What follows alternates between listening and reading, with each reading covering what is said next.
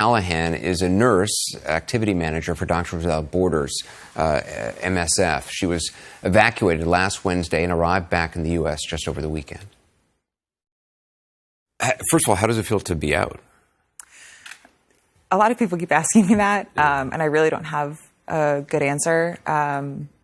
I obviously have a sense of relief that I'm home and I'm with my family and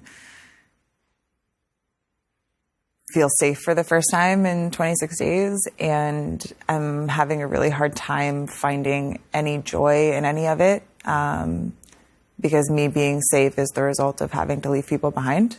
People watching this have seen images from Gaza.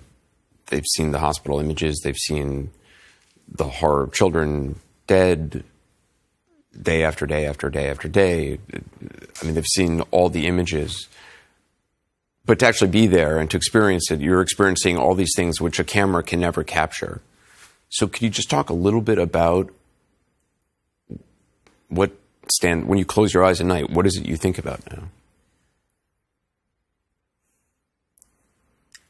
I think the answer to that question, I'll start at KYTC, which was, we were relocated about 5 times over the course of 26 days due to security concerns.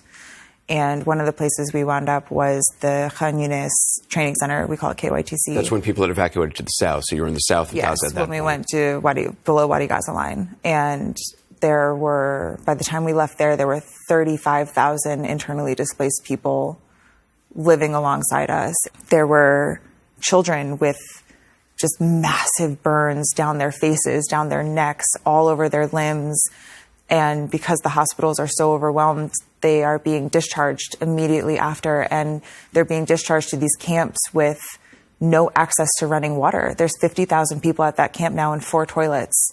They're given 2 hours of water every 12 hours. There's 4 toilets for 50,000 people. Yes. And that's where we were living too. And they have these fresh, open burns and wounds and partial amputations that are just walking around these conditions. And parents are bringing their children to us going, please, can you help? Please, can you help? And we have no supplies.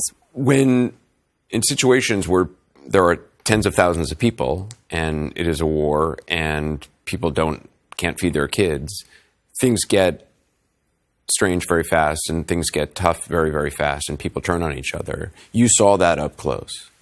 At KYTC, the reason we had to leave was because we were starting to be harassed. Desperate people who are losing loved ones right and left are angry. And they would point at me and scream American walking past. And at that point, we had no idea what was coming in the next few days. And they would yell things in Hebrew to see if we were Israeli. They accused our national staff of either being traitors or said, you're pretending to be Arab. We know that you're just pretending to be Arab. Stop lying to us. And our staff had to defend themselves. And we said to them over and over again, you don't have to stay. We understand if you want to leave us. And they said, you are family too, and we're not going anywhere. Your staff, the Palestinians who work for MSF or Doctors Without Borders, were concerned about your safety. We would have died within a week without them. They are the only reason we are alive. It's incredible that this took so long to get Americans, sick people, start to move through that Rafah border crossing. It's inexplicable. And we were desperate. We did a calorie count at one point based on our supplies and figured out that if all of us, there's 50 people with us living in a parking lot now, only ate 700 calories a day. If that's all we had 2 days of food left, and that's it. And our national staff took off. We had no cell service at that point, so we had no idea what had happened to them. There's bombs going off all around us because there's no safe place in Gaza. Even getting through that Rafah border crossing, what was that like? They didn't leave our side for a second. The national staff? The national because staff. Because they feared for your safety, even at the border crossing. They made sure they were standing between us and desperate people. They made sure that they were talking to every official that they could find, trying to push us through, trying to get us on the bus, trying to get us out. And we're standing there and we're watching these incredible men who have sacrificed everything for us, who have sacrificed time with their families, their own physical safety, their own water supply they were giving to us. And we're watching them fight to get us across the border, knowing that we were not bringing them with us. And they didn't waver. Ibrahim was right in the front with our passports, fighting so hard to get us on, and we get to Arish that night and find out his parents are dead. They were losing family members and friends. You said if it wasn't for your national staff, you think you would have been killed by people who were just desperate. We either would have starved to death or run out of water. They were the ones that negotiated all of that. Gaza's a small city, so everyone knows everyone, and they would call in favors and call their friends and say, who do you know that has food? Who do you know that's open? Where can we get this? And they would drive all over the place to find water.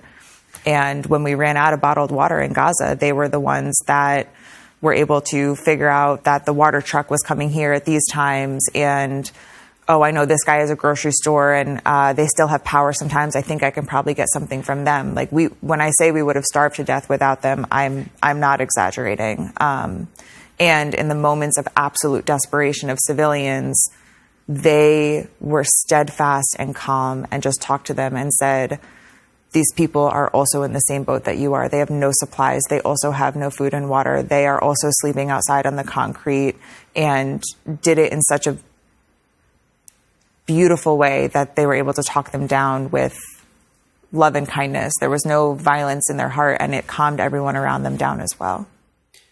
Would you go back to Gaza? In a heartbeat.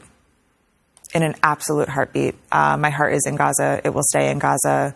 The Palestinian people that I worked with, both our national staff in the office as well as my staff at Indonesia Hospital, were some of the most incredible people I've ever met in my life. When everything went off and we got the notice to move south of Wadi Gaza, I was texting my nurses at Indonesia Hospital, and I said, we lost a nurse weekend one. He was killed when the ambulance outside the hospital was blown up. And I was texting them when we got the evacuation orders, and I said, did any of you move south? Did any of you get out? Like, are any of you coming down this way? And the only answer I got was, this is our community. This is our family. These are our friends. If they're going to kill us, we're going to die saving as many people as we can.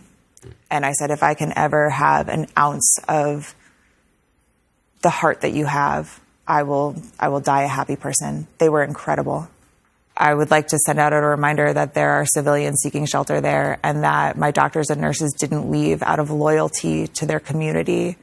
And I know that there is an idea being pushed right now that anyone that stayed behind is going to be considered some kind of a threat. And I want to remind people that the people that stayed behind are heroes.